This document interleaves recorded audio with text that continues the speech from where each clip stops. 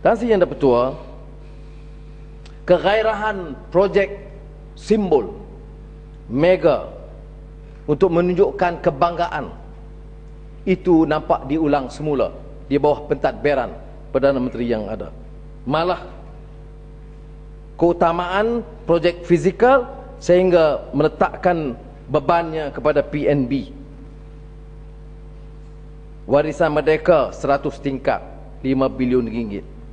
KLIFD 26 bilion, Tanah Sungai Buloh 10 bilion, dan penyerahan tanah kritikal berharga Sungai Besi kepada satu Malaysia Berhad dan Jolo.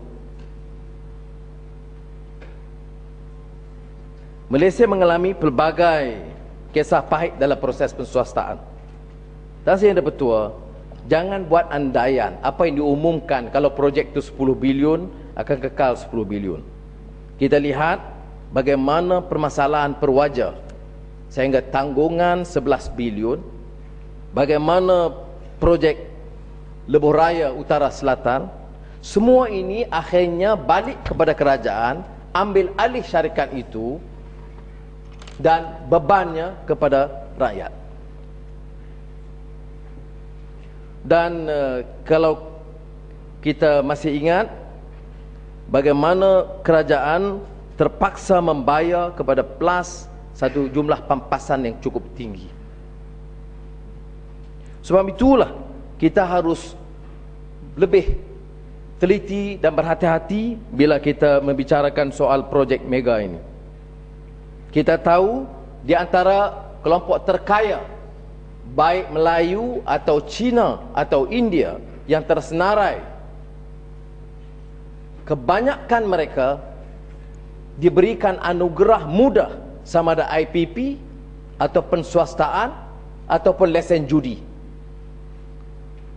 Kerajaan memberikan kemudahan ini untuk mempertahankan sistem patronage dan rent seeking,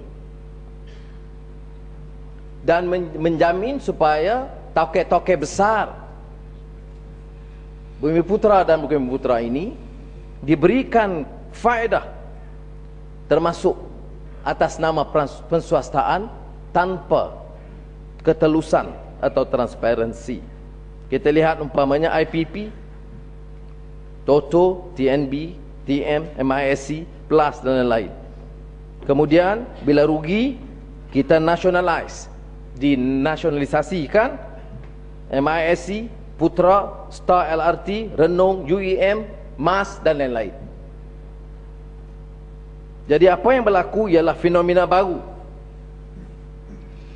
Bila untung diswastakan, bila rugi dinasionalisasikan. Sebab itulah mentransformasi ekonomi, istilah dan retorikanya menarik. ETP, GTP, NKRA, SRA, semua. Sekarang ini zaman retorika, slogan yang cukup menarik, tapi rasuah pun bertambah juga, penyelewengan berlaku, subsidi ditarik, keuntungan syarikat kroni bertambah. Sebab itu kita harus melihat secara serius apakah benar ada kesungguhan dari pihak kerajaan memperbaiki kelemahan-kelemahan yang ada. Kita lihat umpamanya pengumuman terakhir, keputusan mengambil alih kepentingan minoriti dalam PLAS dan UE. Kos pembelian syarikat ini dan keputusan khazanah dengan satu nilai syarikat 23 bilion ini, kita ingin tanya Kementerian Kewangan, apa rasionalisasinya? Apa faedah dan kesan komersialnya? Apa dia synergistic value-nya? Mengambil saham syarikat di kalangan minoriti dan kalau sekadar memberikan faedah kepada satu kelompok kecil, harus dijelaskan di parlimen. Tetapi kebimbangan kita, ini adalah satu langkah sementara kerana kerajaan punyai strategi untuk memindahkan semula kepada syarikat berkepentingan lainnya. Itu soal khazanah dan PLAS. Sekarang warisan merdeka. Kita baru melihat pembinaan menara berkembar Petronas 6 bilion ringgit. Ini tak termasuk 900 juta kos tanah, 200 juta KLCC, Dewan Simfoni Philharmonic 500 juta dan lain-lain. Dan sebab itu dalam ucapan belanjawan, Perdana Menteri menyebut betapa bangga kerana semua orang tahu tentang menara berkembar. Sebab itulah beliau mahu juga satu legasi baru tentang menara baru ini. Soalnya, apakah keutamaan PNB? PNB Permodalan Nasional Berhad dibentuk untuk membantu mengangkat taraf ekonomi, perniagaan, kepentingan, manage portfolio pelaburan, seolah investment manager untuk menjaga kepentingan Bumiputera. PNB sekarang melalui anak syarikatnya menunjukkan prestasi yang membimbangkan. Sime Darby yang sepatutnya mempertahankan kepentingan Bumiputera, kerugian 1.646 bilion ringgit. Siapa yang bertanggungjawab? Mana kajiannya? Bagaimana Bumiputera? Mana dia suara jago-jago Melayu? Bila syarikat diamanahkan untuk menjaga kepentingan Melayu, mencatat kerugian 1.646 bilion ringgit, mana ada suara untuk mempertahankan kepentingan Melayu yang banyak? Taksi yang Petua, 1.646 bilion ringgit bukan jumlah yang kecil. Tetapi oleh kerana kepentingan yang melibat kepentingan orang-orang yang ada kuasa dengan parti yang berkuasa, ini didiamkan saja. Dan sekarang projek baru PNB, sepaham saya, pernah duduk dalam Yayasan Pelaburan Bumiputera sebagai timbalan pengurusi, tahu bahawa kekuatannya ialah investment portfolio, bukan property manager.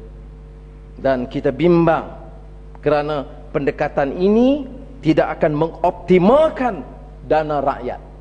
Apatah lagi kerana bila dipilih orang yang ada nanti syarikat kepentingan, siapa yang keuntung dengan pelaburan besar untuk syarikat 100 bangunan 100 tingkat? Tak bolehkah ditumpukan PNB ini untuk mengangkat program SME, SMI di kalangan Bumiputera berselerak di seluruh negara untuk memastikan kedudukan mereka lebih lumayan? Siapa ada arkitek? Tentu arkitek terkemuka dunia. Siapa ada kontraktor? Pasti kroni utama. Jadi akhirnya atas nama Bumiputera, kepentingan Bumiputera dirompak hanya untuk memberikan satu image, gambaran dan lambang yang baik, yang hebat bagi pemimpin, tetapi tidak ke Bumiputera keseluruhannya. Dan Sindang Petua, sebab itu laluan dan Sindang Petua, Permatang Pau, terima kasih. Apakah Permatang Pau bersetuju bahawa kelihatannya kerajaan mempunyai masalah dalam meletakkan urutan keutamaan, aulawiyatnya? Dalam dewan ini misalnya kita pernah diberikan angka, contoh oleh Kementerian Pelajaran, daripada 10,000 sekolah di negara kita, menengah dan rendah, ada 2,000 yang dikategorikan sebagai sekolah dhaif. Dhaif maknanya tak ada padang permainan, tak ada makmal, tak ada kantin, tak ada bekalan elektrik yang cukup, tak ada bekalan air bersih, banyakkan Sabah Sarawak dan sebahagiannya di Pahang sendiri.